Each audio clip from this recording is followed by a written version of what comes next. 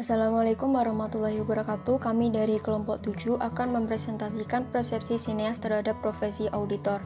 Kelompok kami beranggotakan Nufia Fakul dengan NIM 1981030123, kemudian Zurita Novia Puspitasari dengan NIM 1981030156, dan Nisrina Nadifa dengan NIM 198103011133. Definisi kode etik auditor. Sebagai sebuah profesi, auditor internal telah memiliki asosiasi profesi yang diakui secara luas keberadaannya, yaitu The Institute of Internal Auditors atau IIA. Asosiasi ini telah berperan merumuskan kode etik profesi para auditor internal yang menjadi anggotanya. Menurut IIA, kode etik merupakan prinsip-prinsip dan harapan yang memandu perilaku individu dan organisasi dalam melaksanakan kegiatan audit internal. Kode etik tersebut merupakan syarat dan harapan minimal. Tujuan IIA mengatur kode etik ini adalah untuk mendorong terwujudnya budaya etis dalam profesi audit internal. Selanjutnya, ada prinsip-prinsip kode etik auditor. Yang pertama, ada integritas. Maksudnya, auditor itu harus memiliki kepribadian berdasarkan kejujuran, keberanian, kebijaksanaan, dan tanggung jawab untuk mengambil keputusan secara andal. Lalu, yang kedua, ada objektivitas. Maksudnya, auditor itu harus menjunjung tinggi independensi profesional dalam mengumpulkan, mengevaluasi, dan memproses informasi audit. Selain itu, auditor juga harus membuat penilaian secara seimbang dan tidak dipengaruhi oleh kepentingan pribadi maupun orang lain. Yang ketiga, ada kerahasiaan. Maksudnya, auditor tidak diperkenankan untuk menyebarluaskan informasi audit yang ia miliki tanpa otorisasi yang memadai, kecuali diwajibkan oleh peraturan perundang-undangan. Yang keempat, ada kompetensi. Maksudnya, auditor diwajibkan untuk memiliki pengetahuan yang memadai yang diperlukan untuk melaksanakan tugasnya. Selanjutnya, ada sikap yang harus dimiliki seorang auditor yang berkenaan dengan prinsip audit. Yang pertama, sikap etis. Nah, sikap etis ini merupakan dasar dari sikap profesional yang wajib dimiliki oleh seorang auditor, di mana sikap etis ini akan menunjukkan sifat jujur, dapat dipercaya, dan bijaksana yang sangat diperlukan dalam pelaksanaan audit. Yang kedua, penyajian yang objektif. Maksudnya, auditor wajib menyampaikan setiap temuan ketidaksesuaian dengan benar dan teliti. Yang ketiga, ketaatan profesional. Maksudnya, auditor itu harus menunjukkan kesungguhan dalam penilaian audit dan memberi perhatian yang sesuai dengan pentingnya tugas yang mereka lakukan sehingga dapat menimbulkan kepercayaan. Yang keempat, kemandirian. Maksudnya, dalam menjalankan tugasnya, seorang auditor tidak boleh memihak siapapun dan memberikan kesimpulan audit secara subjektif. Lalu yang kelima, pendekatan berdasarkan bukti, di mana sikap ini itu menunjukkan metode rasional bagi seorang auditor untuk dapat memperoleh kesimpulan audit yang dapat dipercaya. Selanjutnya, mengenai sifat-sifat pribadi yang perlu dimiliki oleh seorang auditor. Yang pertama, etis. Maksudnya, seorang auditor harus adil, dapat dipercaya, sungguh-sungguh, jujur, dan bijaksana dalam mengambil keputusan. Yang kedua, berpikiran terbuka. Maksudnya, seorang auditor harus mau menerima dan mempertimbangkan gagasan, ide masukan, dan mau mencoba melihat permasalahan dari sudut pandang orang lain. Yang ketiga, diplomatis. Maksudnya, seorang auditor harus mampu bersikap diplomatis dalam menghadapi auditi. Yang keempat, pemerhati. Maksudnya, seorang auditor harus aktif dan cepat tanggap dalam mengamati keadaan fisik dan kegiatan di sekelilingnya. Yang kelima, cerdas. Maksudnya, seorang auditor harus memiliki naluri yang secara sadar tanggap dan mampu memahami situasi dengan cepat. Yang keenam, cakap dalam berbagai hal. Maksudnya, mampu beradaptasi dengan cepat dalam berbagai situasi. Yang ketujuh, tekun. Maksudnya, auditor harus mampu memusatkan perhatian untuk mencapai tujuan. Yang kedelapan, tegas. Maksudnya, mampu untuk tepat waktu dalam mengambil kesimpulan berdasarkan nalar dan analisa. Lalu yang kesembilan, percaya diri. Maksudnya, seorang auditor yang baik harus mampu bertindak dan berfungsi mandiri, serta dapat berinteraksi secara efektif dengan orang lain. Tanggung jawab auditor. Ada beberapa tanggung jawab auditor yang perlu dipahami.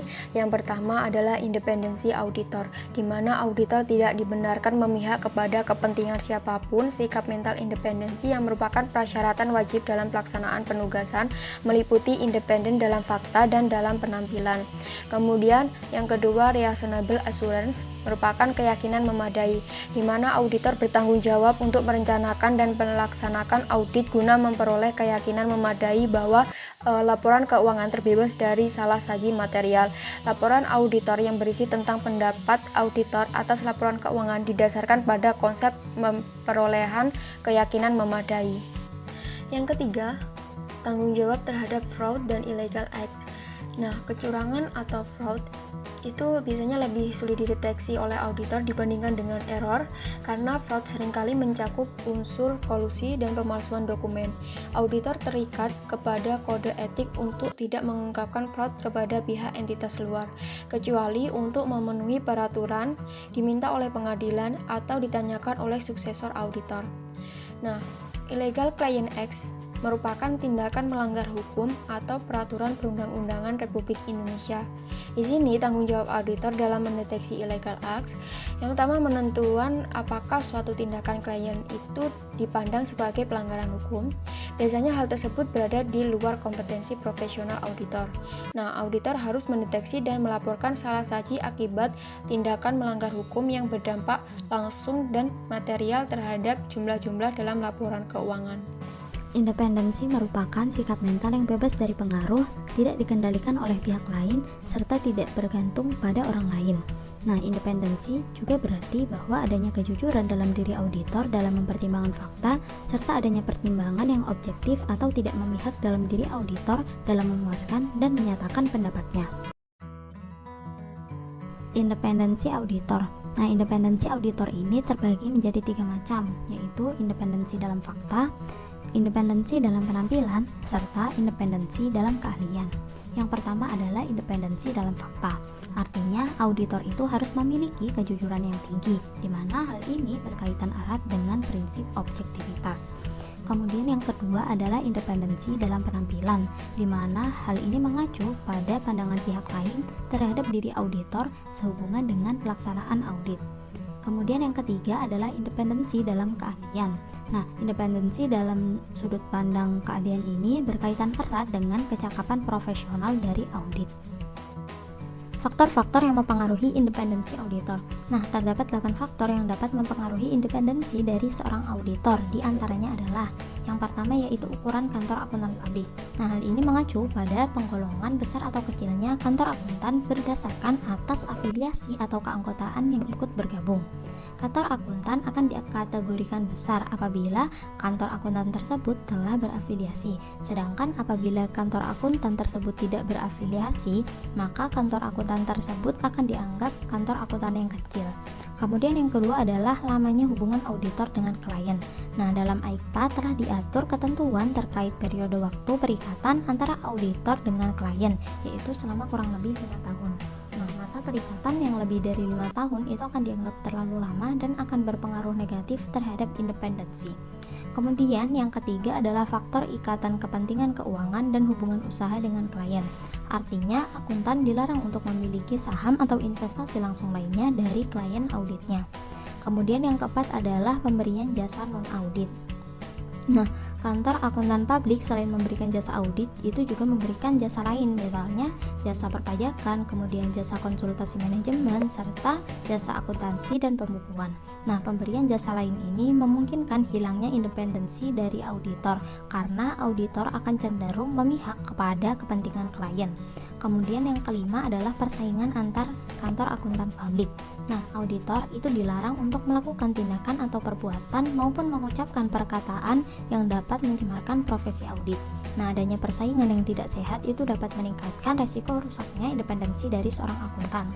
Kemudian yang keenam adalah audit fee. Nah, audit fee ini mengacu pada imbalan dalam bentuk uang atau barang lainnya yang diterima dari klien atau pihak lain. Yang ketujuh adalah hubungan sosial dengan klien. Nah, auditor ini tidak dapat memeriksa badan sosial atau yayasan di mana dia menjadi anggota atau pengurus pada badan sosial tersebut. Kemudian yang terakhir atau kedelapan adalah pelayanan atau servis dari klien. Nah, terkadang klien itu memberikan pelayanan yang maksimal dengan harapan bahwa auditor itu juga dapat menjalankan tugasnya secara maksimal. Nah, auditor sendiri itu dituntut untuk mencapai dan menjaga kepuasan konsumen dan memperhatikan kebutuhan kliennya, sehingga hal ini seringkali mempengaruhi independensi dari auditor. Profesionalisme auditor merupakan sikap dan perilaku dari auditor dalam menjalankan profesinya dengan kesungguhan dan tanggung jawab supaya mencapai kinerja tugas sebagaimana yang telah diatur dalam organisasi profesi, yaitu meliputi pengabdian pada profesi, kewajiban sosial, kemandirian, keyakinan profesi, serta hubungan dengan rekan seprofesi. Prinsip dasar yang menunjukkan tanggung jawab profesional auditor sebagai seorang praktisi diantaranya adalah sebagai berikut. Yang pertama yaitu prinsip integritas. Nah, praktisi itu harus tegas dan jujur dalam menjalani hubungan profesional dan hubungan bisnis dalam melaksanakan pekerjaannya. Kemudian yang kedua adalah prinsip objektivitas. Nah, setiap praktisi itu tidak boleh membiarkan subjektivitas berbenturan dengan kepentingan atau pengaruh yang tidak layak dari pihak-pihak lain yang dapat mempengaruhi pertimbangan bisnisnya. Kemudian yang ketiga adalah prinsip kompetensi serta sikap kecermatan dan kehati-hatian profesional. Nah, setiap praktisi itu harus bertindak secara profesional dan sesuai dengan standar profesi dan kode etik profesi yang berlaku dalam memberikan jasa profesionalnya. Kemudian yang keempat adalah prinsip kerahasiaan. Nah, praktisi ini wajib untuk menjaga kerahasiaan informasi yang diperoleh sebagai hasil dari hubungan profesional dan hubungan bisnisnya, serta tidak boleh mengungkapkan informasi tersebut kepada pihak ketiga tanpa persetujuan dari klien atau pemberi kerja, kecuali jika terdapat kewajiban untuk mengungkapkan sesuai dengan ketentuan hukum atau peraturan lainnya yang berlaku. Kemudian prinsip yang kelima adalah prinsip perilaku profesional. Nah, praktisi ini wajib untuk mematuhi hukum dan peraturan yang berlaku umum dan juga harus menghindari semua tindakan yang dapat mendiskreditkan profesi. Selanjutnya adalah ciri-ciri profesionalisme auditor. Nah, kualitas profesional dari seorang auditor itu ditandai dengan ciri-ciri sebagai berikut.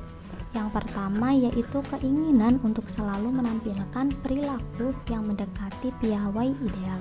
Nah, seseorang yang memiliki profesionalisme yang tinggi itu akan selalu berusaha mewujudkan dirinya sesuai dengan piawai yang telah ia tetapkan, di mana piawai ideal sendiri itu mengacu pada suatu perangkat perilaku yang dipandang paling sempurna dan dijadikan sebagai rujukan.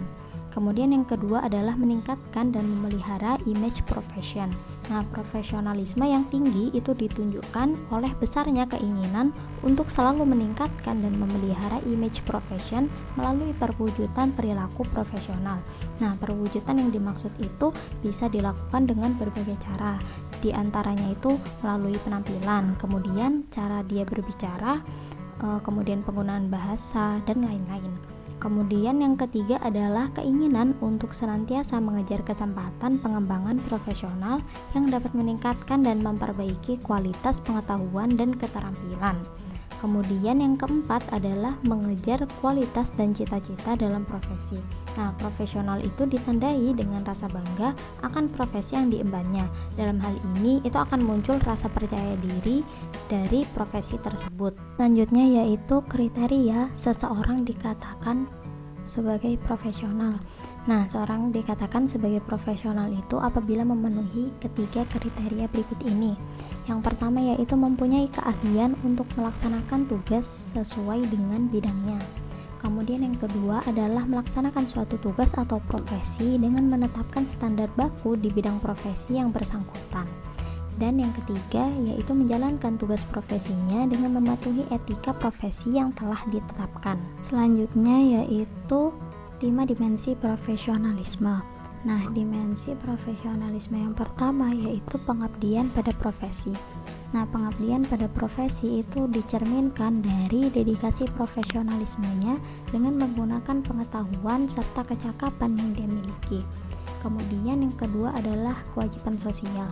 Nah, kewajiban sosial itu merupakan pandangan mengenai pentingnya peranan profesi dan juga manfaat yang diperoleh baik oleh masyarakat maupun profesional. Nah, karena adanya pekerjaan tersebut, maka auditor itu harus mempunyai pandangan bahwa apa yang dia laksanakan atau putuskan itu merupakan kepentingan publik. Nah, oleh karena itu, pendapat dari auditnya itu terhadap suatu laporan keuangan itu akan mempengaruhi dari pengambilan keputusan oleh pemakai laporan keuangan. Nah, jadi apabila kewajiban sosialnya itu semakin tinggi, maka akan semakin tinggi pula profesionalisme dari auditor tersebut. Kemudian yang ketiga yaitu kemandirian. Nah, kemandirian ini dimaksudkan sebagai suatu pandangan seseorang bahwa seorang profesional itu harus mampu untuk membuat keputusan sendiri tanpa adanya tekanan dari pihak lain, baik itu pemerintah, klien, atau mungkin anggota sesama profesinya. Nah, seorang auditor itu dituntut harus mampu untuk mengambil keputusan sendiri tanpa adanya pihak lain yang sesuai dengan pertimbangan-pertimbangan yang dibuat berdasarkan kondisi dan keadaan yang dihadapinya. Kemudian yang keempat itu adalah keyakinan terhadap peraturan profesi. Nah, keyakinan terhadap profesi itu merupakan suatu keyakinan bahwa yang paling berwenang untuk menilai pekerjaan profesional mereka itu merupakan rekan sesama profesinya, bukan orang yang tidak mempunyai kompetensi dalam bidang ilmu dan pekerjaan mereka. Kemudian yang kelima adalah hubungan dengan sesama profesi. Nah, hubungan dengan sesama profesi itu adalah menggunakan ikatan profesi sebagai acuannya, termasuk di dalamnya organisasi formal dan juga kelompok kolega informal sebagai ide utama dalam pekerjaan. Nah, melalui ikatan profesi ini, para profesional itu akan membangun kesadaran profesional. Sekian presentasi dari kelompok 7, kurang lebihnya mohon maaf. Wassalamualaikum warahmatullahi wabarakatuh.